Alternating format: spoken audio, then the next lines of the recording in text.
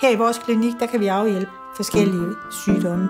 Det kunne for eksempel være astme, allergi, hovedpine, gigtsmerter, musearm med mere. Altså, der er ikke noget af sådan nogle små sygdomme, som vi ikke kan afhjælpe. Vi har den klare overbevisning, at mennesker, der er i balance, både fysisk og psykisk, har den bedste livskvalitet.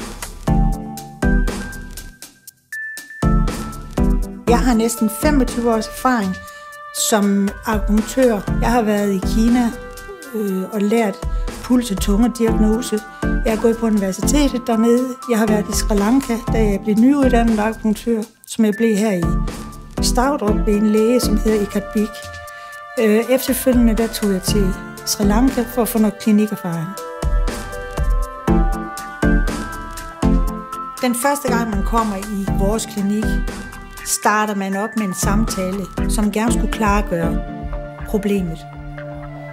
Og min metode til at finde ud af ubalancen eller problemet kan være IS-analyse, puls- og tungeanalyse, og det kan være min mangeårige erfaring inden for hospitalsvæsenet.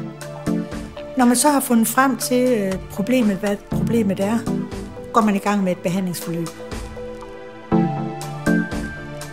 I de senere år har jeg fordybet mig i området barnløshed, og der er fokus både på mænd og kvinder.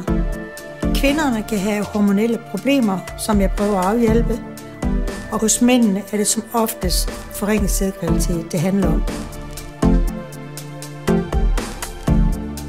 Det vigtigste for mig i min klinik, det er at skabe mennesker i balance. Det giver mig en rigtig stor tilfredsstillelse.